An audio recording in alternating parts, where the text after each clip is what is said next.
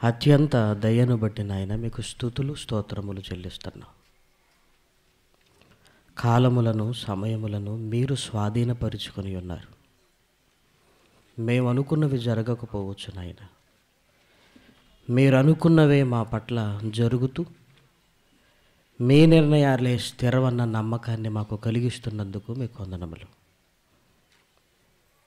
మీ మాటలలోనికి వెళ్ళి కొన్ని మాటలతో నాయన మమ్మల్ని బలపరుచుకోవడానికి ప్రయత్నం చేస్తుండగా కృప చూపమని కోరుతూ క్రీస్తు నామమున నీ ప్రార్థన అడుగుతున్నాం తండ్రి, ఆమేన్. ప్రేమన దేవుని వర్లారా, దేవుని మహాకృపను బట్టి సభలు ముగించుకొని ఈ చివరి తరగతులలో దేవుడు మనల్ని నిలిపినందుకు మన తండ్రి అయిన దేవునికి క్రీస్తు పేర కృతజ్ఞతాస్తుతులు చెల్లిస్తున్నాను. వేదిక మీద ఉన్న దైవజనులు,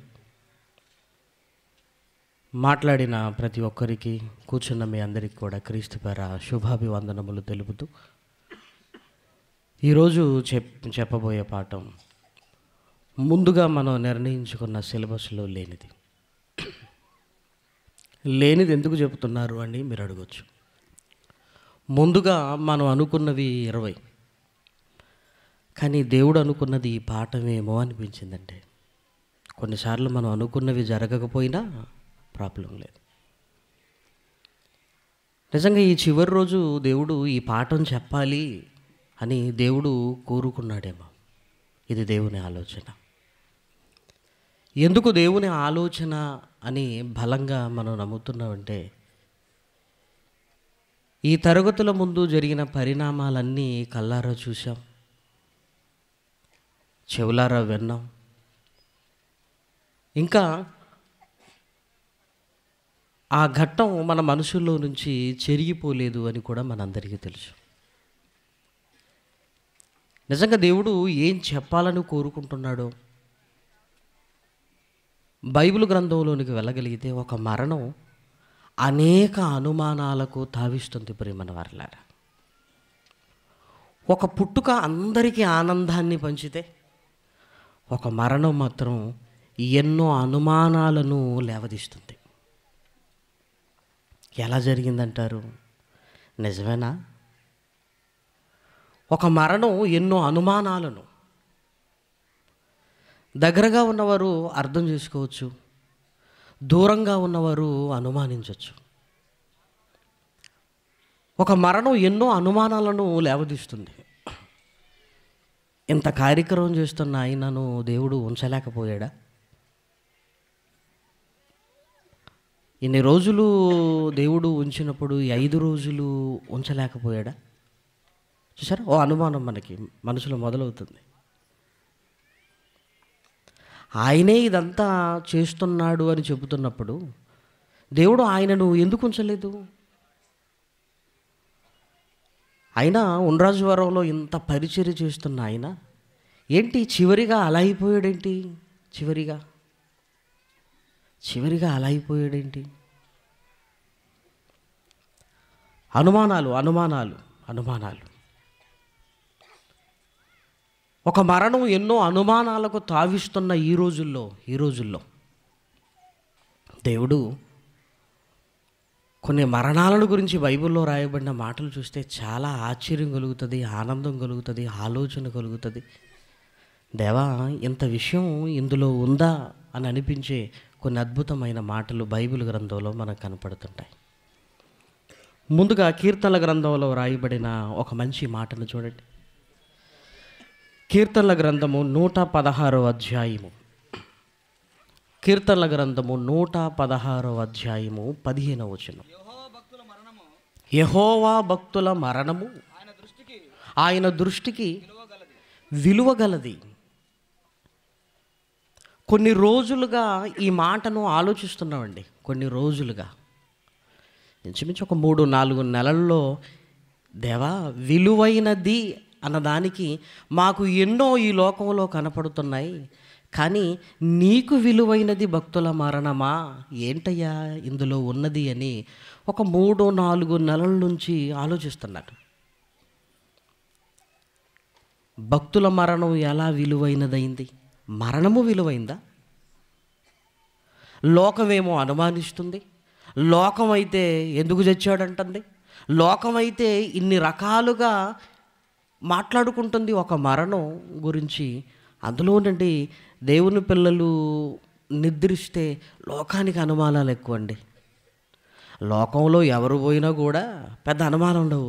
దేవునిలో ఉన్నవారు ఏదైనా పోయారనుకోండి, అనుమానాలు ఎక్కువ లోకానికి కదా. దేవా, నీ దృష్టికి విలువైనది ఏంటి అని ఆయన్ని ప్రశ్న అడిగితే ఆయన దానికి చెప్పబోయే జవాబు ఇదే: నా దృష్టికి భక్తుల మరణము విలువైనది. డబ్బు కాదా? డబ్బు కాదా? కలిగించిన ఈ ప్రకృతి కాదా? నా దృష్టికి నా భక్తుల మరణము విలువైనది అన్నాడు ప్రియమైన వారలారా. విలువైనది, విలువైనది అన్నాడు. అలాని ఎంతోమంది మరణిస్తున్నారు. అందరి మరణాలను గురించి చెప్పటం లేదు దేవుడు. అందరి మరణాల గురించి చెప్పటం లేదు. భక్తుల మరణాన్ని గురించి మాత్రమే మాట్లాడుతున్నాడు ఆయన. అంటే మరణాలు కూడా రకాలుగా ఉన్నాయంటే ఉన్నాయి. మొదటిది ఏంటంటే అకస్మాత్తుగా చచ్చిపోవటం. నిన్నటి వరకు బాగానే ఉన్నాడండి, అకస్మాత్తుగా. రెండవది ఏంటంటే మంచం పట్టి మరణించటం. ఈ రెండిట్లో ఏది బెటర్ అనుకుంటామండి మనం? అబ్బా, అకస్మాత్తుగా చచ్చిపోతే ఎంత బాగుంటుంది అనుకుంటాం మనం. లోకం కూడా ఆయన చావు బ్రహ్మాండంగా వచ్చిందండి. ఇంకా కొంతమంది ఏమంటారు తెలుసా? అసలు చచ్చినట్టుగానే లేడండి, ఇంకా నయం చావలేదని లేదు. మంచం మీద పడి 2-3 నెలలు ఉండేసరికి అబ్బో ఈ చావు ఎవ్వరికీ రాకూడదు అనుకుంటాం. కానీ మీరు బాగా ఆలోచించగలిగితే బైబిల్ ఏం చెప్పిందంటే, సామెతల గ్రంథము 29వ అధ్యాయము 1వ వచనాన్ని చూడండి. ఎన్నిసార్లు గద్దించినను లోబడని వాడు మరి తిరుగు లేకుండా హఠాత్తుగా నాశనం అయ్యాడంటే దాని అర్థం ఏంటి? మంచి చావా? హఠాత్తుగా ఒకరు నాశనం అయిపోయారంటే దానికంటే ముందు ఎన్నో గద్దింపులు ఉన్నవి. ఆ గద్దింపులకు లోబడకుండా ఉన్నాడు అంటే హఠాత్తుగా పోతారండి. హఠాత్తుగా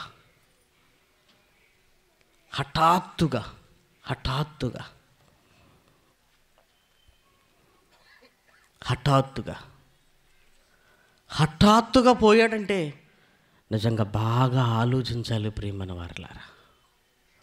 అమ్మయ్య, ఆయనండి అసలు మంచం పడకుండానే చచ్చిపోయాడండి. ఆలోచించాలి ప్రియమైన వారలారా. హఠాత్తుగా మనం అనుకోలేదు, జరిగిపోయింది హఠాత్తుగా.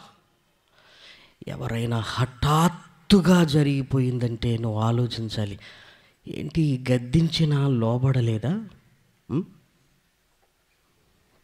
రెండవ మరణం. మరణించబోతున్నామన్న సంగతి కొన్నిసార్లు అర్థమవుతుంటుంది ప్రియమైన వారలారా, అర్థమవుతుంటుంది. ఆ అర్థమవుతున్నప్పుడు మంచాల్లో ఉంటాం. మంచాలో పడి కాస్త వేదన పడుతూ ఇదిగో నెమ్మదిగా మరణంలోనికి జారుకుంటాం. ఏమంటే ఇలాంటి మరణాలను చూసినప్పుడు మనకేమనిపిస్తుంది చెప్పండి? అనిపిస్తుంది, అమ్మో ఈ చావు పగోడి కూడా అర్థమైతే నాకే రావాలనుకుంటాం. పగోడు కూడా రాకూడదు అనుకుంటాం అర్థం కాకపోతే. కానీ అందులో ఏముందో అర్థమైతే ఇలానే నాకు రావాలి అని కోరుకుంటాం ప్రియమైన వారలారా. ఎందుకో తెలుసా? భక్తుల మరణం ఎందుకు విలువైనది అంటున్నాడంటే, ఆ మరణంలో వేదనలు ఉంటాయి, ఆ మరణంలో బాధలు ఉంటాయి, ఆ మరణంలో శ్రమలు ఉంటాయి, ఆ మరణంలో ఇదిగో మనం చూసి తట్టుకోలేని పరిస్థితి ఆ మరణంలో ఉంటుంది ప్రియమైన వారలారా. ఆ మరణం ఎలా ఉంటుందో బైబిల్ గ్రంథంలోనికి వెళ్ళి చూసి ఎందుకు విలువైనదో మనం ఆలోచిద్దాం. అపోస్తల కార్యములు 7వ అధ్యాయము, అపోస్తల కార్యములు 7వ అధ్యాయం అపోస్తల కార్యములు 7వ అధ్యాయము 59వ వచనం. ప్రభువుని గురించి మొరపెట్టుచు, యేసు ప్రభువా నా ఆత్మను చేర్చుకొనమని స్టెఫెను పలుకుచుండగా వారు అతన్ని రాళ్లతో కొట్టిరి. ఒక ఇంట్లో వేదన పడుతూ కళ్ళు మూసిన వారుడు గురించే ఇలా ఆలోచిస్తుంటే ఏమండి, స్టెఫెన్ను ఎక్కడ రాళ్లతో కొట్టి చంపుతున్నారు. రాళ్లతో కొట్టి చంపుతున్నప్పుడు ఏమండి ఎన్ని అనుమానాలు. భక్తుడట. అలాగైతే రాళ్లతో కొట్టి చంపారంటే ఎంత నేరమో. ఆ ముసుగులో ఏం చేశాడో కదా స్టెఫెన్ గారిని గురించి. ఆ పరిస్థితులలోనికి వెళ్ళి ఆలోచించండి. ఒకడు రాయితో కొట్టాలంటే ఆ స్టెఫెన్ గారి మీద ఎంత ద్వేషం ఉండాలి, ఎంత ద్వేషం ఉండాలి. ఏమండి, రాళ్ళతో మనుషులు కొట్టి చంపారంటే ఆయన ఎలాంటి వాడైతే కొట్టి చంపారో మనకు తెలియక అలా అనుకుంటున్నాం. కానీ అమ్మో, ఈ చావు ఎవ్వరికీ రాకూడదు.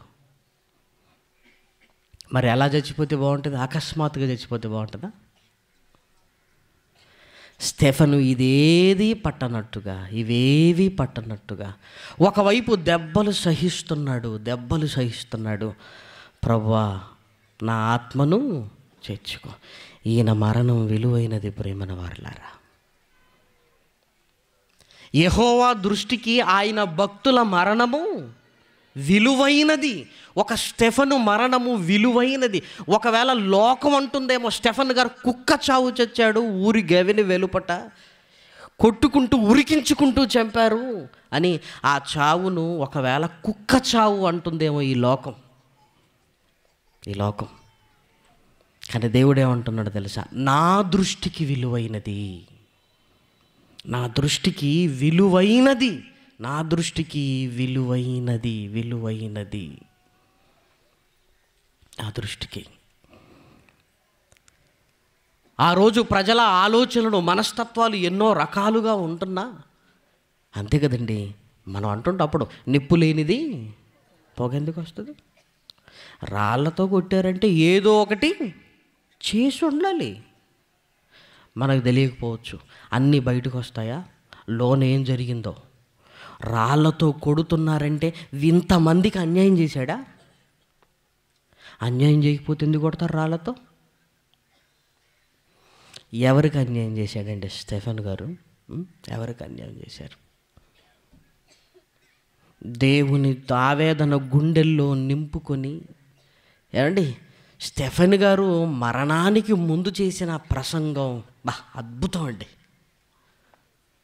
ఒక మనిషి మరణానికి ముందు కూడా ప్రసంగం చేస్తున్నాడంటే ఈ మరణం ఎంత విలువైందిగా ఉండాలో ఆలోచించండి ప్రియమైన వారలారా. 7వ అధ్యాయము ప్రారంభం నుంచి ఆయన ప్రసంగం, ఆ ప్రసంగం ముగియగానే మరణం. ఆ ప్రసంగం ఇలా అయిపోయింది, మరణం. చెప్పవలసినవన్నీ చెప్పేశాడు. రాళ్ళ దెబ్బలకు తీసుకోనాయనా అంటూ నేల కొరిగాడు. ఏమన్నా ఆ స్టెఫెన్ గారిని ఆలోచిస్తే ఇదేదో వీర మరణం అనిపించటం లేదు మీకు? కార్గిల్లో శత్రువుల మూకతో పోరాడి ఓడిన వారిని వీర మరణం అన్నప్పుడు స్టెఫెన్ మరణం ఏం తక్కువ కనపడుతుంది చెప్పండి ప్రియమైన వారలారా. చంపుతారనగా రోషము తగ్గించుకోలేదు, పరిస్థితి బాగోలేదు కదా అని. అసలు ప్రసంగం ప్రారంభం ఏమన్నాడు చూస్తారా? ప్రధాన యాజకుడు ఈ మాటలు నిజమేనా అని అడిగినప్పుడు, అందుకు స్టెఫెన్ చెప్పినప్పుడు, సహోదరులారా, తండ్రులారా వినండి. అబ్రహాము దగ్గర నుంచి ప్రారంభించాడు.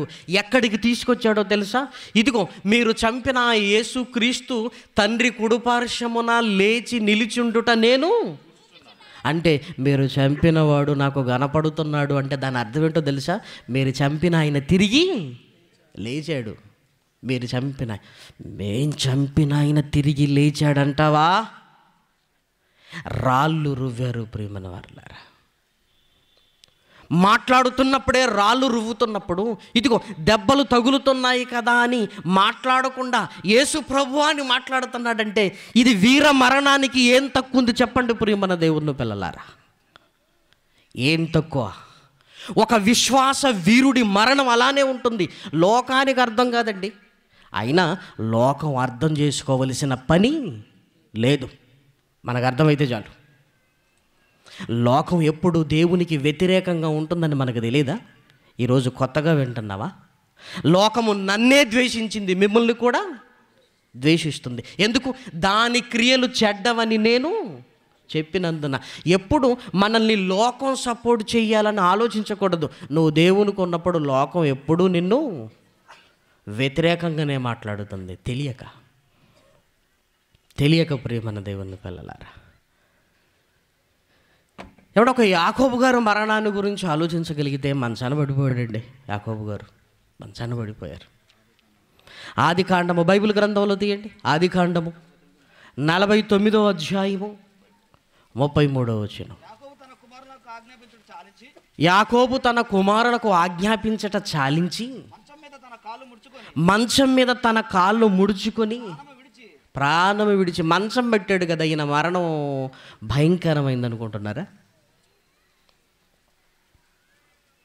ఏమంటే మా వాళ్ళు ఉన్నారండి, ఎవరితో సేవ చేయించుకోకుండానే పోయారు. నీకు తప్పిందని సంతోషపడుతున్నావు కానీ పోయాడని కాదు కదా. ఏమండి, మన కన్న తల్లిని, మన కన్న తండ్రిని వారి అవసాన దశలో వాళ్ళని చూసుకోవటం ఎంత ధన్యకరమైంది అనుకుంటున్నారు? తల్లిదండ్రులను సన్మానించమని ఒక ఆజ్ఞది కదా. అమ్మ చేసుకోవటం తప్పింది అని సంతోషపడేవారు ఉన్నారు ఈరోజు లోకంలో. దాన్ని ఎలా చెప్తారంటే, అబ్బా మా అమ్మ కానీ మా నాన్న కానీ ఎవరితో చేయించుకోలేదండి, నాకు సేవ చేసే అవకాశం పోయిందన్న బాధ ఉండదండి. అమ్మయ్యా కదా. తినిపించిన అమ్మకు తినిపించే రోజు వస్తుంది, ఆ రోజును మిస్ చేసుకోకండి. నేను నడిపించిన నాన్నను నడిపించే రోజు ఒకటి వస్తుంది, మిస్ చేసుకోకండి ప్రియమైన వారలారా. మిస్ చేసుకోకండి. అది చాలా భాగ్యం ప్రియమైన వారలారా. ఒక 3 నెలల క్రితం మా నాన్నగారు కూడా చావు బ్రతుకులో హాస్పిటల్లో ఉన్నారు. హాస్పిటల్కి వెళ్ళిన తర్వాత ఆయనను అలా చూసిన తర్వాత నేను మొట్టమొదటిసారి బాధపడింది, నా చెయ్యి ఎందుకు లేదు, మా నాన్నగారిని నడిపించుకునే స్థితి లేదు అని బాధపడ్డాను ప్రియమైన వారలారా. ఎప్పుడూ అనిపించదు. ఆ రోజు ఏమనిపించిందంటే, మా నాన్నగారిని నడిపించుకోలేకపోతున్నానా నేను అనిపించింది ప్రియమైన వారలారా. మీకు చేతులెత్తి మొక్కుతాను, మీ తల్లిదండ్రులను నడిపించే రోజు వచ్చినప్పుడు అది మహాభాగ్యం అనుకోకండి, అది శ్రమ అనుకోకండి ప్రియమైన వారలారా. సన్మానించాలి మనం మన తల్లిదండ్రులను కదా. సేవ చేయించుకునే స్థితి వాళ్ళకు వచ్చింది అంటే ఇదిగో నువ్వు సన్మానించే అవకాశం దేవుడు నీకు ఇచ్చాడు. నువ్వు సన్మానించే అవకాశం ఇచ్చాడు. అదండి సన్మానం. శాలువ కాదు, దండ కాదు, ఇదిగో నీ చేతులతో నీ తల్లికి నీ తండ్రికి సన్మానం చేసే రోజు. ఒక భార్యగా నిజమైన సహకారివి అనిపించుకునే రోజులవి. నిజమైన సహకారి అనిపించుకునే రోజులవి. లోకానికి తెలియదు ప్రియమైన వారలారా. యాకోబు గారు కూడా మంచాన పడ్డారు. మంచాన పడిన తర్వాత పిల్లలందరినీ పిలుచుకున్నాడు. అయిపోయిందిరా నా జీవితం. అదేంటి నాన్న నీ దేవుడు నిన్ను కాపాడలేడని పిల్లలు అడగలేదు. వాళ్ళకు తెలుసు ఏదో ఒక రోజు అందరము వెళ్ళిపోవాలి. వారిని ఆశీర్వదిస్తున్నాడు. ఒరే మీరు ఇలా ఉండాలిరా, మీరు అలా ఉండాలి. మంచం పట్టి మరణించిన యాకోబు మరణం గొప్పది కాదా చెప్పండి ప్రియమైన వారలారా. ఇప్పుడు ఒకసారి జ్ఞాపకం చేసుకోండి. కీర్తనల గ్రంథము 116వ అధ్యాయము ఆ మాట, యెహోవా భక్తుల మరణము ఆయన దృష్టికి విలువైనది. ఎందుకు ఆ మరణాలు అంత విలువను సంతరించుకున్నాయంటే, ఆ మరణాలు ఆ విలువను సంతరించుకోవటానికి విలువైనవి వారి జీవితాలలో ఉన్నవి. విలువైనవి. ఇదిగో ఈరోజు మన మరణం విలువైందిగా మారటానికి ఏమండి, మన జీవితంలో ఏముందో తెలుసా? ఏముందో తెలుసా? విలువైనవి ఉన్నాయి ప్రియమైన వారలారా. అవి భక్తుల జీవితాలలో కనపడుతుంది. ఎందుకు మన మరణానికి అంత విలువ వచ్చిందో బైబిల్ గ్రంథంలోనికి వెళ్ళి చూడగలిగితే కొరంథీయులకు రాసిన పత్రిక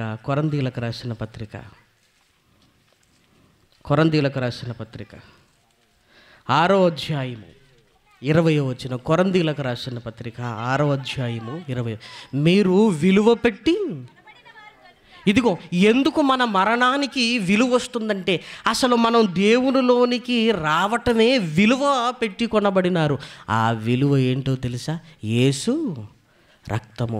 యేసు రక్తాన్ని గురించి బైబిల్లో మాట్లాడిన పదవేంటో తెలుసా? అమూల్యమైన రక్తము. ఎంత విలువ అని చెప్పాలి దానికి? అమూల్యమైన రక్తము. పేతురు గారు రాసిన మొదటి పత్రిక 1వ అధ్యాయము 19వ వచనం. అమూల్యమైన రక్తము చేత అనగా నిర్దోషమును నిష్కలంకమునగు గొర్రెపిల్ల వంటి రక్తము చేత. ఎందుకు భక్తుల మరణానికి విలువ వస్తుంది అంటే ఇదిగో ఆ విలువ యేసుక్రీస్తు రక్తాన్ని బట్టి విలువ పెట్టి కొనబడిన వారము గనుక ఆయన కొరకు బ్రతుకుతున్నప్పుడు ఇదిగో నీ మరణము కూడా విలువైనదిగా మారుతుంది. విలువైనదిగా. ఏమంటే ఒక పెన్ ₹1,00,00,000 అని చదవగానే ఆశ్చర్యం వస్తుంది. పెన్ ₹1,00,00,000. ఇంతకీ ₹1,00,00,000 ఎందుకు అని చూస్తుంటే ఆ పెన్లో వజ్రాలు పొదకపడ్డాయి. ఆ వజ్రాల వల్ల ఆ పెన్కు ఎంత విలువ వచ్చిందో చూసారా? ఏమంటే ఈ గౌన్ అండి 10 crores అండి అంటారు. ఆఫ్టర్ ఆల్ ఒక గౌను 10 కోట్ల. ఎందుకంటే బంగారపు జరి దాని చుట్టూ అల్లబడింది, బంగారము చేరింది, దానికి విలువ పెరిగింది. విలువ పెరిగింది. చూసారా? పేపర్లో మీరు చదువుతుంటారు. భక్తుల మరణం ఎందుకు విలువైందంటే విలువైన రక్తము వారిలో ఉన్నది. విలువైన రక్తం ఉన్నది, యేసు రక్తము. అక్కడి నుంచి వారి జీవితం దేనిగా మారుతుందంటే ఒక విలువైనదిగా మారుతుంది. విలువైనదిగా మారుతుంది. ప్రియమైన దేవుని పిల్లలారా, ఆ రక్తంలోనికి వచ్చారు, విలువను తెచ్చుకుంటున్నారు. వారు విలువను తెచ్చుకుంటున్నారు. విలువను తెచ్చుకుంటున్నారు. ఇంకా బైబిల్ గ్రంథంలో మీరు చూడగలిగితే ఆ రక్తంలోనికి వచ్చిన వారిలో ఏముంటాయో మీరు చూడగలిగితే కీర్తనల గ్రంథము వాక్యాన్ని గురించి మాట్లాడుతూ ఎంత చక్కటి మాటలు. 19వ అధ్యాయము 10వ వచనం. అది బంగారము కంటెను, విస్తారమైన మేలిమి బంగారు కంటెను, కోరదగినవి. ఇదిగో భక్తులలో విలువైన వాక్యం ఉంటుంది. విలువైన వాక్యం ఉంటున్న వారి బ్రతుకు, వారి మరణం ఏమవుతుంది? విలువైనదిగా మారుతుంది. విలువైనవి ఉంటే దాని విలువ పెరుగుతుంది. ప్రియమైన వారలారా, విలువ లేని ఉంటే మనిషికే విలువ లేదు. ప్రియమైన వారలారా కదా. విలువైన యేసు రక్తం కనపడుతుంది, విలువైన వాక్యము కనపడుతుంది. ఇంకొక మాట చూడగలిగితే సామెతల గ్రంథంలో 8వ అధ్యాయము 11వ వచనంలో జ్ఞానము ముత్యముల కన్నా శ్రేష్టమైనది, విలువగల సొత్తులేవియు దానితో సాటి కావు. ఏవి? అలాంటి జ్ఞానాన్ని కలిగి ఉన్నారు భక్తులు. విలువైన వాక్యాన్ని కలిగి ఉన్న వారి మరణం ఏమవుతుందో తెలుసా? విలువైనదిగా మారుతుంది. యేసుక్రీస్తును బట్టి ఆ రక్తంలో కడగబడి ఈ వాక్కుల ద్వారా వారి జీవితంలో ఇంకో అమూల్యమైనది, విలువైనది ఉన్నది.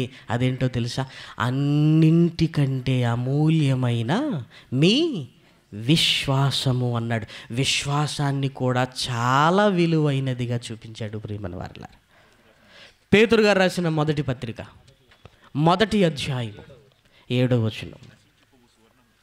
నశించిపోవు సువర్ణము అగ్ని పరీక్ష వలన శుద్ధపరచబడుతున్నది కదా.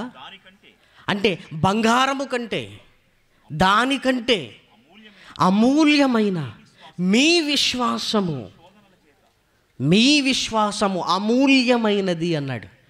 ఏమండి, భక్తుల జీవితాలలో ఈ 3 కనపడుతున్నవి. 3 విలువైనది అయినప్పుడు వారి మరణము కూడా విలువైనది. వారి మరణం కూడా విలువైనది. ప్రియమైన వారలారా, విలువైనది. సోదరులు సత్యనారాయణ గారు వారు బాప్తిసం తీసుకున్నది మొదలు వారు నిద్రించిన రోజు వరకు నాకు పరిచయం. వాక్యం చెప్పటం మీరు విన్నారు, నేను కళ్ళారు చూసింది. ఆయన వాక్యము నేర్చుకోవటానికి ఎంత దూరం నుంచి ఒక చైతకు బైక్ మీద వచ్చేవారో నాకు తెలుసు, నేర్చుకోవడానికి.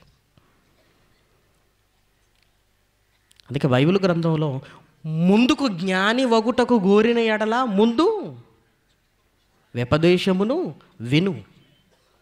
నిజంగా ఈరోజు అందరూ మాట్లాడుతుంటే చాలా సంతోషంగా ఉందండి, సంతోషంగా ఉంది. ఎందుకు మాట్లాడించామో తెలుసా? మనిషి నిద్రించిన తర్వాత మిగిలేది మంచితనమే.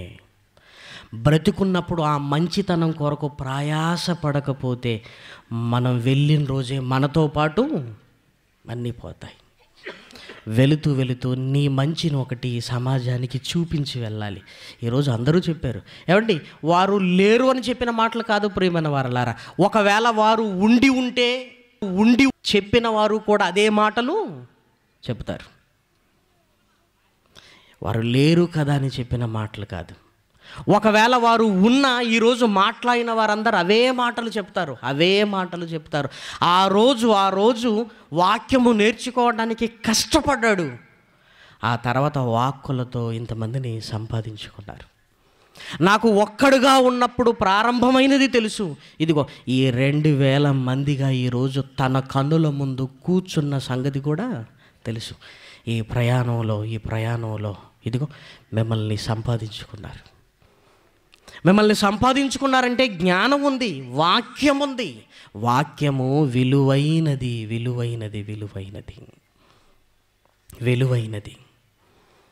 విశ్వాసం ఉంది, అమూల్యమైనది, విలువైనది ఉన్నది. ప్రియమైన వారలారా, విలువైనది. నిజంగా నిన్న చూసాం కదా, నిద్రించడానికి ముందు ఏం పాట పాడుతున్నారండి ఆయన? నీవు చేసిన ఇదా ఉపకారం నేనేమి. ఇప్పుడు కీర్తనల గ్రంథము 116వ అధ్యాయము చదువుకున్న వచనాలను పైన చూడండి. 2 వచనాలు పైకి వెళ్ళి చూడండి. కీర్తనల గ్రంథము 116వ ఎంత చక్కటి మాట కనపడుతుందో మీరు చూడగలిగితే. నేను పడిన వాడినై ఏ మనుషుడు నమ్మదగిన వాడు కాడనుకుంటునేవి. యెహోవా నాకు చేసిన ఉపకారములన్నింటికీ నేను ఆయనకు. దాని కిందే ఉందండి ఈ మాట. రక్షణ పాత్రను చేతపుచ్చుకొని ఇదిగో నీ దగ్గరకు వచ్చేస్తున్నానయ్యా, నేనేమి చెల్లించగలను, నేనే నీ దగ్గరికి రాగలను. నాకంటే విలువైనది నీకేమీ లేదు. నాకంటే విలువైనది ఏమీ లేదు. ఇదిగో నీవిచ్చిన ఈ రక్షణ పాత్రను పట్టుకొని నన్ను నేను కాపాడుకొని, ఇదిగో విలువైనది నా మరణం అయితే నా మరణంతో నీ దగ్గరికే వచ్చేస్తానంటున్నాడు ఒక భక్తుడు. నీవు చేసిన ఉపకారములకు నా రక్షణ ఉపకారానికి నేనేమి చెల్లించగలను? నువ్విచ్చిన ఈ వాక్కులకు నేనేమి చెల్లించగలను? ఒకవేళ చెల్లించాలనుకుంటే నీకు విలువైనది చెల్లించాలి. నీకు విలువైనది నా మరణమే. ఇదిగో వచ్చేస్తున్నాను. అధ్యయన తరగతుల లెసన్స్ ఖరారైపోయాయి. టకటక సభలలో పెద్ద టైటిల్ ఏం పెట్టాలి అని ఆలోచిస్తున్నప్పుడండి ఇంచుమించు ఒక 1.5 month వరకు నలుగుతూనే ఉంది ప్రియమైన వారలారా. ఏం పెట్టాలి ఒకటి అనుకుంటున్నాం, మళ్ళీ వద్దు అనుకుంటున్నాం, ఒకటి అనుకుంటున్నాం. ఈవెన్ శేషగిరన్న వాసన్న ప్రింటింగ్ ప్రెస్ దగ్గర ఉండి ఫోన్ చేశాను. ఒకటే మాట చెప్పాను, అన్న ఇప్పటి వరకు ఏ ఆలోచన నాకు తట్టలేదు, నాకు తట్టలేదని మీరు ఆగొద్దు, మీరు ప్రింటింగ్ ప్రెస్ వరకు వెళ్ళండి, అక్కడుండి కాల్ చేయండి, ఇదిగో ఈ సమయంలో దేవుడు ఏదో ఒక ఆలోచన ఇస్తాడన్న నమ్మకం నాకుంది, మీరు వెళ్ళండి, మీరు ఆగొద్దు అని చెప్పాను. ప్రింటింగ్ ప్రెస్ దగ్గరికి వెళ్ళారు. వెళ్ళిన తర్వాత ఫోన్ చేశారు. అప్పుడు చెప్పాను, మనిషి కొరకైన దేవుని నిరీక్షణ. ఏమండి టైటిల్ పెట్టిన తర్వాత ఏమనిపించిందో తెలుసా? 2వ తారీఖు వచ్చాను అన్నం చూడడానికి. ఈ మనిషి కొరకే నా దేవా నీ నిరీక్షణ అనిపించింది ప్రియమైన వారలారా. నేను పెట్టిన టైటిల్ ఇదా? మనిషి కొరకైన దేవుని నిరీక్షణ అని పెట్టాను కదా తండ్రి. ఆ 2వ తేదీ చూసినప్పుడు ఈ మనిషి కొరకైనా నాయన దేవుని నిరీక్షణ, అందుకే ఈ టైటిల్ పెట్టించావా అనిపించింది ప్రియమైన వారలారా కదా. ఆ రోజు మాట్లాడుతున్నప్పుడు కూడా పౌలు గారి మాటలను జ్ఞాపకం చేసుకుంటున్నారు. ఆ స్థితి ఎంతమందికి రాగలదు చెప్పండి ప్రియమైన వారలారా, ఎంతమందికి రాగలదు? ఈరోజు అందరూ చెప్పిన మాటలను బట్టి మీరు ఆలోచించండి. అందరూ చెప్పిన మాటలను బట్టి ఆయనలో జ్ఞానం ఉంది, ఆయనలో విశ్వాసం ఉంది, ఆయనలో యేసుక్రీస్తు రక్తము చేత కడగబడిన స్థితి ఉంది. ఏమంటే మరణంలోనికి వెళుతున్నప్పుడు మనిషికి కలిగే ఆలోచనలు దేవుడే నిండిపోతాడు ప్రియమైన వారలారా. మరణానికి ముందు దేవుడే నిండిపోతాడు. కళ్ళు చూడటం లేదంటే ఇక కంటితో ఏ పాపము చేసే అవకాశము లేదు. మాట పడిపోయిందంటే ఇంకా మాట ద్వారా పాపము చేసే అవకాశము లేదు. ఏమంటే స్పృహలో లేడండి అంటే అసలు ఆలోచనలో కూడా ఏ తప్పు చేసే అవకాశము లేదు. అది మనం కూడా మాట పడిపోయింది. నీకు మాట ఉంది కదా, నువ్వేం చేస్తున్నావు? ఈ నోరు లోకపు మాటలు మాట్లాడకంటే పడిపోవటం బెటర్. ఈ కళ్ళు లోకాన్ని చూసి ఆశించటం కంటే చూపు మందగించటం బెటర్. ఒకవైపు ఎప్పుడు అన్న ఆరోగ్యం ఎలా ఉంది అన్నప్పుడు శేషగిరైన వాసన్న కూడా అన్న ఏం పర్వాలేదు, కార్యక్రమం ముందుకు వెళ్ళాలి. ఏంటన్నా అన్నప్పుడు ఆయనిచ్చిన ధైర్యమేనన్నా, మాకు ఆయనిచ్చిన ధైర్యమే అన్నారు. కాబట్టి ఇదిగో లోకం ఎన్నో అనుమానాలతో ఉంటుంది, దేవుని పిల్లలుగా మనం అనుమానాలతో ఉండటానికి వెళ్ళలేదు. ఈరోజు టెంట్ కింద కూర్చున్న మనం ఎంతమంది మంచం పట్టి వెళ్ళిపోతామో ఎవరికి తెలుసు. ఆ రోజుకి ఇవే మాటలు మీకు ఆదరణగా ఉండాలి. తండ్రి ఆ మహాభాగ్యాన్ని నాకిస్తున్నావా? ముహూర్తం మీటింగ్ జరుగుతుంది, అన్నకు అప్పుడే కొంచెం ఆరోగ్యం బాగోలేదు అని వింటున్నాం. ఆ రోజు జోసఫ్ అన్నయ్య కూడా ఆరోగ్యం బాగోలేదు. ఆ రోజు నుంచి నా బాధ్యతగా ఎప్పుడు దేవుని దగ్గర మొరపెడుతుండేది ప్రియమైన వారలారా. తండ్రి ఉండాలి నీ కొరకు నమ్మకమైన వారు ఉండాలి అని చాలామంది మనం ప్రార్థించాం. దేవుడు వినలేదని మీరు అనుకుంటున్నారా? ఏమండి, నూతన సంవత్సరంలో అడుగుపెట్టి నిద్రించాడు, నూతన సంవత్సరంలోనికి రాకుండా పోయిన వాళ్ళు ఎంతమంది ఉన్నారు చెప్పండి? ఆ పరిస్థితులలో నూతన సంవత్సరంలోనికి అడుగు పెట్టాడంటే అది దేవుని దయ కాదా? ఇంతకాలం ఆయన బ్రతుకును ఇవ్వలేదా? బ్రతికించలేకపోయాడా అన్న వారికి సమాధానం ఏంటో తెలుసా? ఇంతకాలం బ్రతికించాడు గనకనే ఆ స్థితిలో ఉండగలిగాడు. ఏ అవయవాలు పనిచేయటం లేదు, ఏ అవయవాలు. డాక్టర్ దగ్గరికి తీసుకుని వెళ్తే డాక్టర్కి ఏమో అర్థం కావటం లేదు, అయినా ఉన్నారు. అది దేవుని వలన బ్రతికినట్టు కాదా? ఏమంటే ఎందుకు చనిపోయారండి? మరి ఎందుకు చనిపోయారు అంటే, పాత ఇంట్లో ఉన్నప్పుడు అన్నను చూడడానికి ఒకసారి వచ్చినప్పుడు నాతో మాట్లాడుతూ ఏమన్నారంటే, నా మరణం దేవునికి అవమానకరంగా ఉండొద్దు, అంతరార్థంలో విలువైనదిగా ఉండాలి అని దాని ఉద్దేశం. విలువైనదిగా ఉండాలి. నిజంగా ఆయన కోరుకునేది ఏంటంటే, నేను అంతరాయంగా ఉండకూడదు సభలకి, నేను అంతరాయంగా ఉండకూడదు. నిజంగా దేవుడు బ్రతుకునివ్వగలడు, సభల వరకు ఉంచగలడు, కానీ ఆయనను అలా పెట్టుకొని ఇదిగో మనం ఏం జరుగుతుందో అన్న ఈ స్థితిలో ఈ కార్యక్రమాన్ని చేయగలమంటారా? చేయగలమా?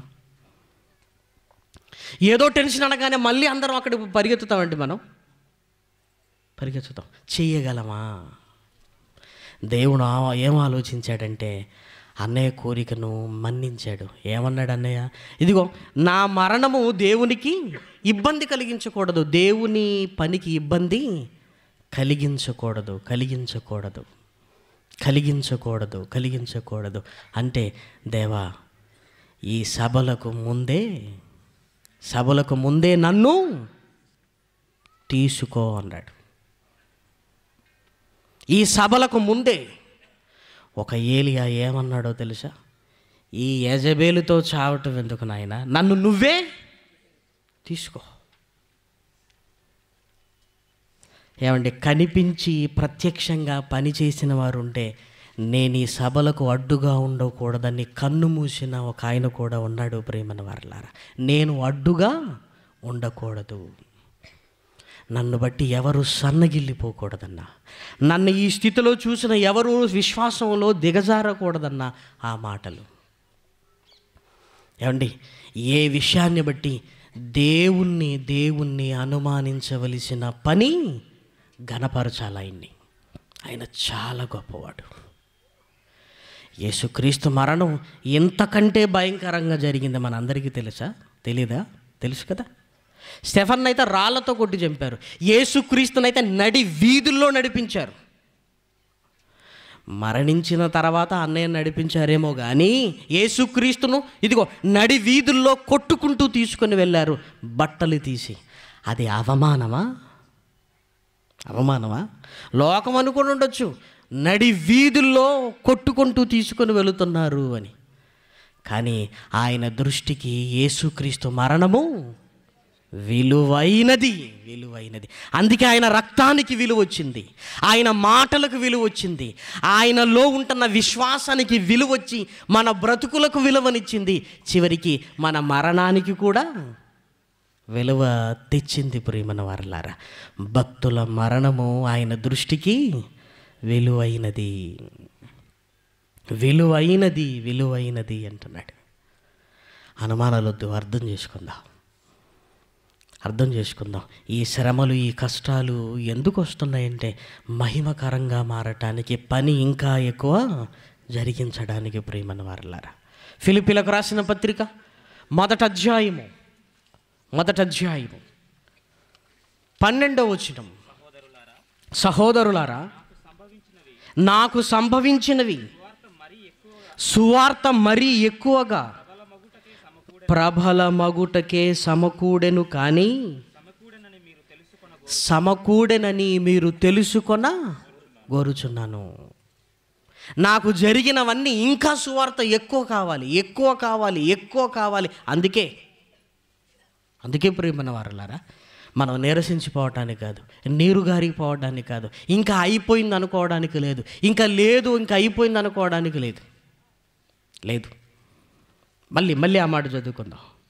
సహోదరులారా నాకు సంభవించినవి సువార్త మరి ఎక్కువగా ప్రబలమగుచున్నవని మీరు తెలుసుకొనగోరుతున్నారు.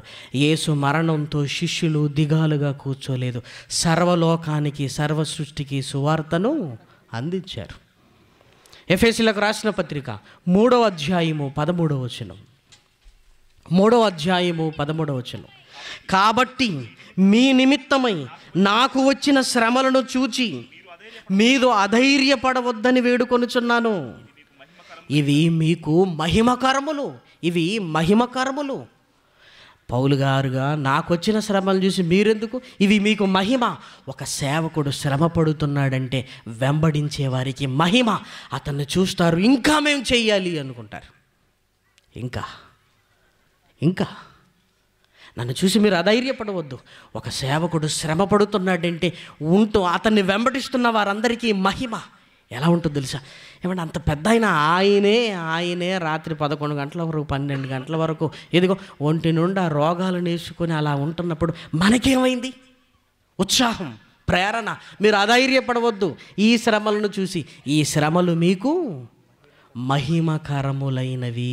ఈ శ్రమలు జరగాలి, ముందుకు వెళ్ళాలి, అంతే. ముందుకు వెళ్ళాలి ప్రియమైన వారలారా. నిరీక్షణ కర్తున్నాడు, విశ్వాసానికి కర్తున్నాడు. ముందుకు వెళ్ళాలి.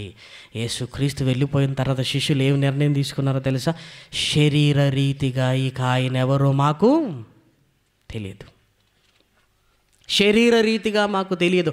ఆయన మాటలే మాకు కావాలి. ఆయన మాటలే. శరీర రీతిగా ఆయన ఎవరో మాకు తెలియదు. ఆ శరీరాన్ని మేము మర్చిపోతున్నాం. ఆయన మాటలనే మేము ముందుకు పెట్టుకుంటున్నాము అన్నాడు కదా. ఏమండి, మరి కుటుంబ పరిస్థితి ఏంటండి? కుటుంబ పరిస్థితి ఏంటండి అంటున్నారా కదా? ఎన్నో అనుమానాలు కదా.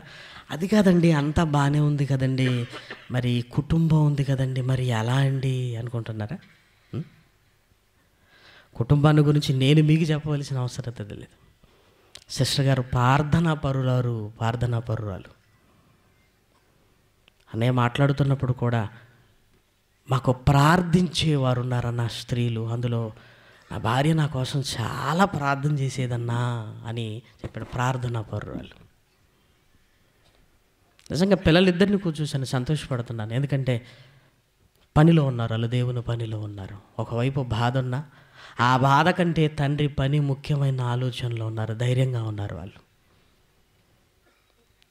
కాబట్టి లోకానికి సమాధానం చెప్పడానికి ఈ మాట చెప్తున్నాను. బైబిల్ గ్రంథంలో ఏం రాయబడిందంటే, ఆయనే గాయము చేయువాడు, ఆయనే ఈరోజు గాయం చేశాడు. కట్టేది మనం కాదు. ఎవరు? మన వల్ల ఎవరికైనా యాక్సిడెంట్ అయింది అనుకోండి, హాస్పిటల్కి ఎవరు తీసుకెళ్తాము? ఎవరు? మీరెందుకు తీసుకొచ్చారంటే, నేనే పొరపాటున గుద్దేశానండి. మీరు డాష్ ఇస్తే మీరే ఎందుకు హాస్పిటల్ తీసుకురావాలి?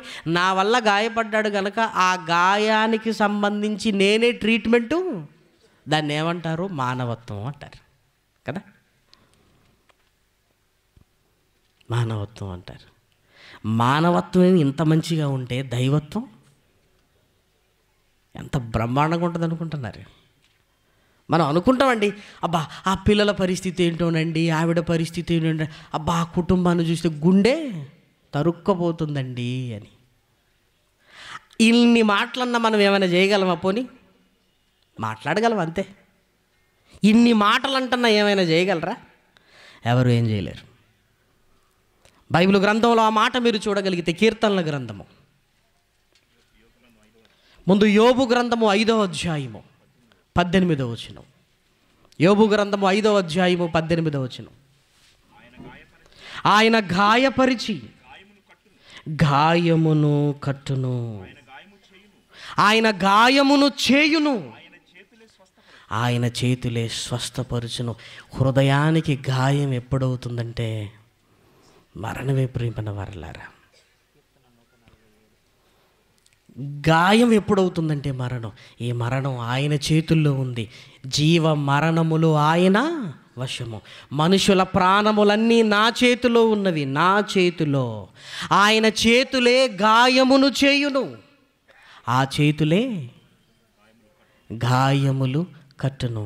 ఆ గాయాన్ని ఎలా కట్టాడో ఈరోజు చెప్తే అర్థం కాదు. నెక్స్ట్ ఇయర్ ఇదే రోజు మాట్లాడుకుంటే ఎంత ఆశ్చర్యంగా ఉందండి. మేము ఏదో అనుకున్నాం కానండి, దేవుడు ఉన్నాడండి అని ఉంటుంది. పిల్లలకు తండ్రి లేడు అని మనం అనుకుంటుంటాం ప్రియమైన వారలారా. ఆ తండ్రి స్థానాన్ని భర్తీ చేయడానికి పరలోకమందున్న తండ్రి ఉన్నాడు. ఈ తండ్రి ఉండటం కంటే ఆ తండ్రి ఉంటే మన బ్రతుకులు ఇంకా బాగుంటాయి, ఇంకా బాగుంటాయి, ఇంకా బాగుంటాయి. చూసారా ఆ దైవత్వపు నీతి. నేనే కదా మీకు బాధ కలిగించాను. నేనే నా బాధ, నా వల్ల కలిగిన బాధకు నేనే, నా చేతులే మీ గాయమును స్వస్థపరుచును అన్నాడు. కీర్తనల గ్రంథము 147వ అధ్యాయం 3వ వచనం. గుండె చెదిరిన వారిని ఆయన బాగు చేయువాడు, వారి గాయమును కట్టువాడు, వారి గాయమును కట్టువాడు, వారి గాయమును కట్టువాడు, వారి గాయమును కట్టువాడు కదా. అలానని వెళ్ళిపోయాడు కదా అని భావిస్తే నిద్రించాడంతే. బైబిల్లో చచ్చిపోయాడు, మరణించాడు, ఇక లేడు అన్న పదాల కంటే దేవుడు చక్కటి పదం రాశాడు. ఏమని? నిద్రించాడు. నిద్రించాడంటే దాని అర్థం ఏంటి? మళ్ళీ లేస్తాడు. అందుకే ఒకనికొకడు ఈ మాటల చేత ఆదరించుకొనుడి అన్నాడు. ఒకరినొకడు ఆదరించుకొనుడి, ఆదరించుకొనుడి, ఆదరించుకొనుడి. ఉన్నాడు, ప్రస్తుతానికి మన మధ్యలో లేడు. ప్రస్తుతానికి మన మధ్యలో లేడు, ఉన్నాడు. నిద్రించాడు, నిద్రించాడు. కీర్తనల గ్రంథము 10వ అధ్యాయము 14వ వచనం. తండ్రి లేని వారికి నీవే సహాయుడవై ఉన్నావు. నీవే తండ్రివి, నీవే తండ్రివి, నీవే తండ్రివి. ఒకరినొకడు ఆదరించుకొనుడి. ఈ మాటలే అని. ఏమంటే ఇంత కాదండి. నేను ఒక ప్రశ్న సూటిగా అడుగుతాను. ఎప్పుడో లేపుతాడు అని మీరు చెప్తున్నారు, ఇప్పుడే లేపచ్చు కదండి, అడగొచ్చు కదా మరి ఎవరన్నా, నో ప్రాబ్లం. ఇవన్నీ కాదండి, ఎప్పుడో ఒకప్పుడు లేపుతాడని మీరు చెప్తున్నారు కదా, నేను అడుగుతున్నాను లోకంలో ఉండి, ఇప్పుడే లేపచ్చు కదా అని మీరు అడగొచ్చు. పోనీ లేపాడు అనుకోండి, ఒకవేళ లేపాడు అనుకోండి, అప్పుడు మీరు ఊరుకుంటారా? ఏమంటారు? ప్రభా, నువ్వు అన్యాయస్తుడు కాదు, సత్యనారాయణ గారిని లేపావు, మరి మా నాన్న సంగతి ఏంటి, మా తాత సంగతి ఏంటి? మరి మీరు అడిగితే నేను ఊరుకుంటున్నా? ప్రభా, మా తాత సంగతి ఏంటి, మా ముత్తాత సంగతి ఏంటి? ఇప్పుడు అందరం ఇలా అంటే ఇప్పుడు ఆయనతో పాటు ఎంతమందిని బతికించాలి? అందరిని బతికిస్తే మన ఇల్లు సరిపోతాయా? ఉన్నవారికే ఇల్లు లేవు, ఉన్నవారికే తిండి లేదు, ఉన్నవారికే నీళ్ళు లేవు. ఇప్పుడు మన వంశం అంతా బతికొచ్చింది అనుకోండి, భోజనం పెట్టే కెపాసిటీ ఉందా మనకి? నీ శాలరీ ఎంత? 6 ఉంటేనే 3 చెరువుల నీళ్లు తాగుతున్నావు. నీ వంశవృక్షం చూసుకుంటే 70 మంది 80 మంది ఉన్నారు. లేపమంటావా? వద్దు ప్రభా. ఇదిగో 2 పిల్లలు చాలని ఇక్కడికే మేమే ఆపుకున్నాం. 2 పిల్లలు చాలు అని అంటే పుట్టబోయేవాడి పరిస్థితి ఏంటో అని ముందుగానే ఆలోచించి నువ్వు ఆపుకున్నావు. ఒకవేళ ఓకే, నా మీద మీకు నమ్మకం లేదు కదా, ఇప్పుడు చచ్చిన వాళ్ళందరినీ లేపుతానన్నాడు అనుకోండి, బతికున్న వారికంటే లేచేవారే లేపమంటారా? వద్దులే. లేపితే స్థలం సరిపోదు, లేక కాదు, లేపితే ఫుడ్ సరిపోదు, లేపితే ఆధార్ కార్డులు తలకిందులు అయిపోతాయి, లేపితే ఎలక్షన్లు, ఎవడు బతికినోడు ఎవడు చచ్చినోడు ఏం అర్థం కాదు అసలు, ఎలక్షన్లో కష్టం అయిపోద్ది. లేపితే ప్రభుత్వాలన్నీ తలకిందులు అయిపోతాయి. ఎందుకు? ఈ లేచే వాళ్ళల్లో నాయకులు కూడా ఉంటారు, మళ్ళీ పదవుల కోసం కొట్లాట. మళ్ళీ వైఎస్ రాజశేఖర్ గారు లేచారనుకోండి, మరి పరిస్థితి ఏంటి? ఒక్కసారి ఆలోచించండి ప్రియమైన వారలారా. దేవుడు ఏది చేసినా చాలా బాగా చేస్తాడండి. ఎందుకు లేపటం లేదంటే ఆయన అన్యాయస్తుడు కాదు, అందరినీ ఒకేసారి లేపుతాను. లేపితే ఇక్కడ ఉంచను, ఒక మహాలోకంలోనికి మిమ్మల్ని అందరినీ లేపుతాను కదా. పోనీ మీ మాట విని లేపమంటారా? ఇన్ని చిక్కులు వచ్చాయి, మరి చెప్పండి. వద్దులే ప్రభువా, మనమే వద్దంటాం. చూసారా, మనమే లేవాలి అని అనిపించింది, లేస్తే బాగుండు కదా అంటున్నాం. మరి ఒకరు లేస్తే మిగతా వాళ్ళ సంగతి ఏంటి? దేవుడు అన్యాయస్తుడు కాదు, అందరిని లేపుతాడు. అందరూ లేచారనుకోండి, ఆ గందరగోళం మామూలుగా ఉండదు. అందుకే అందరిని నిద్రపోనిస్తున్నాడు, మనకు బ్రతుకునిస్తున్నాడు కదా. అందరూ లేచారంటే పాత కేసులన్నీ తీయాలి. ఇప్పుడు నన్ను చంపినోడు లేచాడట, ఎక్కడున్నాడు? నన్ను చంపినోడు, అదే చంపబడిన వాడు లేస్తాడు ఇప్పుడు. ఎంత గొడవలు అయిపోతాయండి కదా. వారు నిద్రపోవాలి, నువ్వు బ్రతకాలి. వారు నిద్రపోవాలి, నువ్వు బ్రతకాలి. అందుకే అప్పుడు లేపుతాడు, అందరినీ లేపుతాడు. ఏమండి, ఎవరో ఒకరిని లేపి చూపిస్తే బాగుండు కదా అని అంటే యేసుక్రీస్తు ముందుగానే లేపి చూపించి శాంపుల్ని చూపించాడు. ఇదిగో శాంపుల్ ఇలా ఉంటుంది నేను లేపితే. అపోస్తుల కార్యములు 17వ అధ్యాయము 31వ వచనం. 17వ అధ్యాయం 31. ఎందుకనగా తాను నియమించిన మనుషుని చేత నీతిని అనుసరించి భూలోకమునకు తీర్పు తీర్చబోయేడి ఒక దినమును నిర్ణయించి ఉన్నాడు.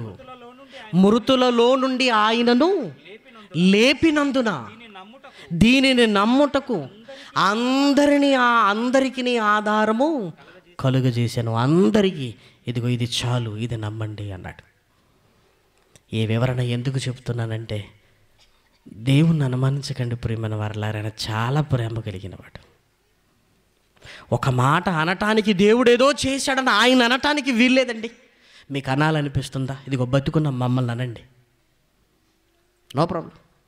కానీ దేవుడు ఇలా చేశాడు, దేవుడు అలా చేశాడు, ఆయన అనకండి ప్రియమైన వారలారా, ఆయన అనకండి. ఆయనను అపార్థం చేసుకోకండి.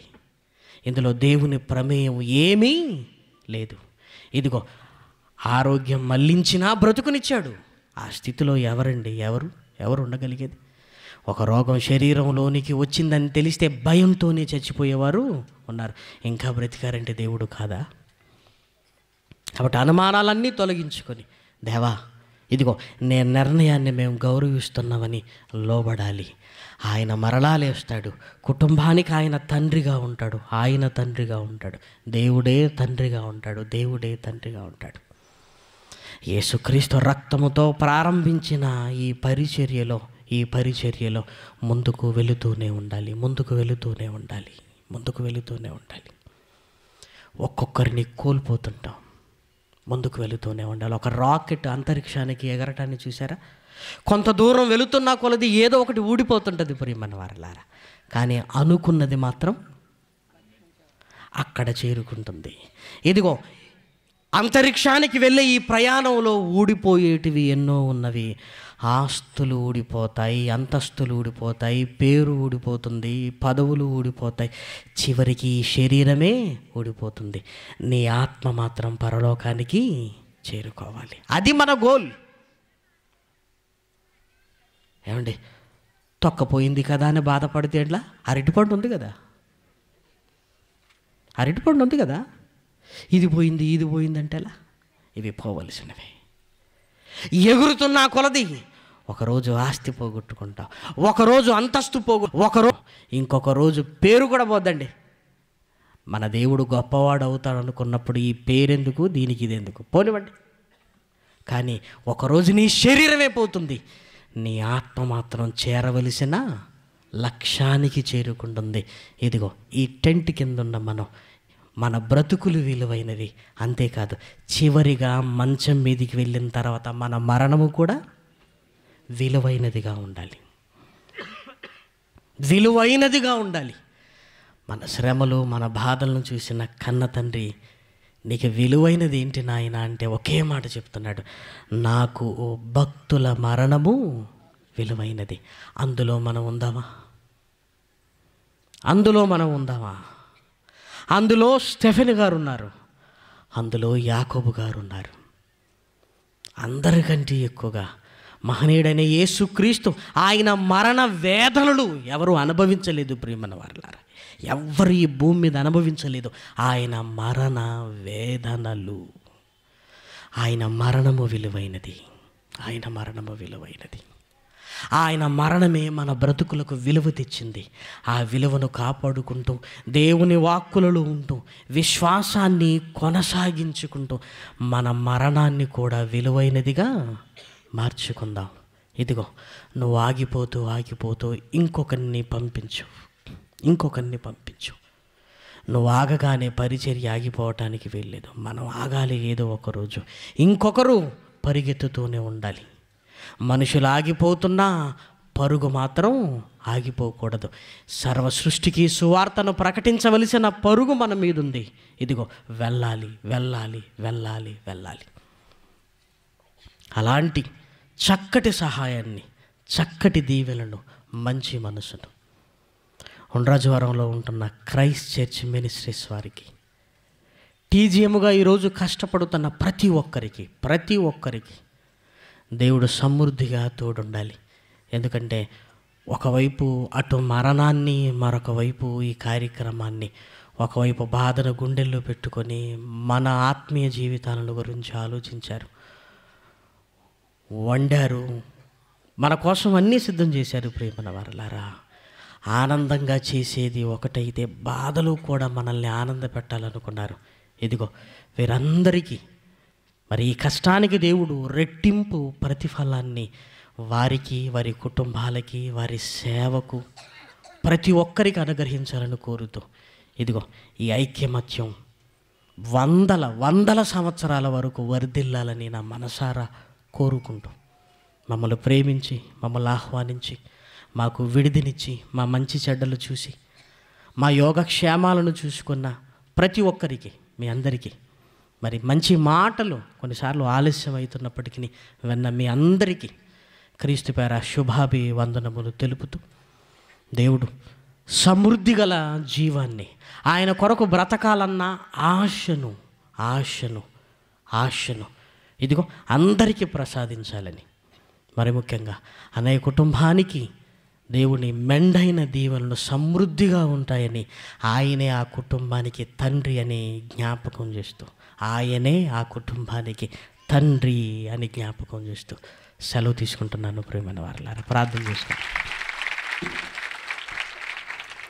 దయగలిగిన మా కన్న తండ్రి, మీకు వందనములు నాయన. మీ పనులు ఊహకందనివి నాయన. తండ్రి, మా జీవితం, మా ముగింపు ఎలా ఉండబోతుందో, ఎలా ఉండాలో మీ వాక్కులను బట్టి చూస్తున్నప్పుడు ఏదో ఆలోచన మాలో మొదలవుతుంది నాయన. మరణము కూడా విలువైనది అని మీ మాటలను బట్టి సంతోషపడుతూ, భక్తులను జ్ఞాపకం చేసుకుంటూ నాయన, మీ కుమారుడైన యేసుక్రీస్తు మరణము ఎంత విలువైనదో మా హృదయంలో ముద్రించుకుంటూ ముందుకు సాగడానికి నాయన మీ పిల్లలకు బలాన్ని ఇవ్వండి. తండ్రి, మీరేం చేసినా న్యాయమే చేస్తారు నాయన. మీరు ఏ నిర్ణయం తీసుకున్నా నాయన అది ఉన్నతంగానే ఉంటుంది నాయన. తెలియక మేము తొందరపడుతుంటాం కానీ నాయన, దేవుడుగా మీకు అన్నీ తెలుసయ్యా. మీ నిర్ణయానికి తలదించుతున్నాం. మీ ఉద్దేశాలను సఫలపరచడానికి నాయన ఇదిగో మీ పిల్లలు ముందుకు కలుగుతున్నారు. కృప చూపించండి తండ్రి. ఒక్కొక్కరుగా మేము వెళ్ళిపోతున్న సమయానికి మీ పనిలో కొద్ది మందిని నిలబెట్టగలిగే భాగ్యాన్ని ఇవ్వండి నాయన. నేను అనుకోకుండా నాయన నా తర్వాత అన్న ప్రశ్న కూడా వేసుకొనగలిగే భాగ్యాన్ని ఇవ్వండి నాయన. అనేకులను నాయన నీ పిల్లలుగా నిలబెట్టగలిగే భాగ్యాన్ని ఇవ్వండి. ఈ మంటలు నాయన, ఈ సువార్త మంటలు అనేకులను రేపగలిగే భాగ్యాన్ని ఇవ్వమని మిమ్మల్ని బ్రతిమలాడుతున్నాం తండ్రి. మీ పిల్లలందరినీ మీ చేతులకు అప్పగిస్తున్నాం. ఉన్నతమైన ఉద్దేశాలతో నాయన, మీ తలంపులతో ముందుకు వెళ్ళగలిగే భాగ్యాన్ని ఇవ్వమని కూడి వచ్చిన మీ పిల్లలందరికీ, బంధువులకు, స్నేహితులకు, రక్త సంబంధీకులకు, నెలవైన వారికి నాయన ప్రతి ఒక్కరిని కృపతో జ్ఞాపకం చేసుకోండి నాయన. వారిని, వారి కుటుంబాలను చల్లగా చూడండి నాయన. వారికి ఇచ్చిన బిడ్డలను, వారి కలిగిన సమస్తమును దీవించండి నాయన. మీ పిల్లలందరూ సంతోషముగా నీలో బ్రతకగలిగే భాగ్యాన్ని ఇవ్వమని తండ్రి. ఒక పుట్టుక ఆలోచన కలిగించకపోతే ఒక మరణమైన ఆలోచన కలిగించాలి నాయన. తండ్రి, ఆలోచన కలిగించి ఇదిగో మీ పాదాల చెంతకు మీ పిల్లల్ని నడిపించుకొనమని, వారిని బలపరచమని కూడి వచ్చిన మీ పిల్లలందరినీ కృపతో జ్ఞాపకం చేసుకున్నామని, ఇందులో పాలు పంపులు కలిగిన ప్రత్యక్షంగా పరోక్షంగా పనిచేసి, ప్రార్థన చేసి, సహాయం చేసి, సలహా ఇచ్చి, పనిచేసి మేల్కొని నాయన ఎన్నో రకాలుగా నాయన మీ పిల్లలందరి భాగస్వామ్యం కనపడుతుంది నాయన. ఈ ప్రాంతంలో జరిగిన ఈ ఉండ్రాజు వారాన్ని దీవించండి. అధికారులను దీవించండి, నాయకులను దీవించండి, పరిపాలకులను దీవించండి. వారిని, వారి కుటుంబాలను, వారి పిల్లలను కాపాడండి నాయన. దీవెనకరంగా ఈ 5 రోజులను నాయన ఈ ఉండ్రాజు వారానికి మరిచినందుకు నీకు వందనములు, స్తుతులు, స్తోత్రములు చెల్లిస్తూ, దీనివలన నాయన ఇదిగో సంఘాలు విస్తరించగలిగే భాగ్యాన్ని ఇవ్వండి. ఈ సభల తర్వాత నాయన సంఘములో నీ పిల్లల సంఖ్యను పెంచండి నాయన. రక్షణలోనికి వచ్చిన వారు నాయన నీ నామ ఘనత కొరకు పాటుపడగలిగే భాగ్యాన్ని ఇవ్వండి. సంఘములో వారు ఎదగగలిగే భాగ్యాన్ని ఇవ్వమని మిమ్మల్ని బ్రతిమలాడుతూ, అన్ని ప్రాంతాలలో ఉంటున్న మీ పిల్లలందరినీ పేరు పేరు వరుసన జ్ఞాపకం చేసుకుంటూ, తండ్రి ఈ ముందున్న పరిచర్యను నాయన మరి నడిపిస్తున్న జోసఫ్ అన్నయ్యకు నాయన మంచి ఆరోగ్యాన్ని ఇవ్వండి నాయన. సహాయకులుగా ఉంటున్న మీ పిల్లలందరికీ నాయన తండ్రి తోడుగా ఉండండి.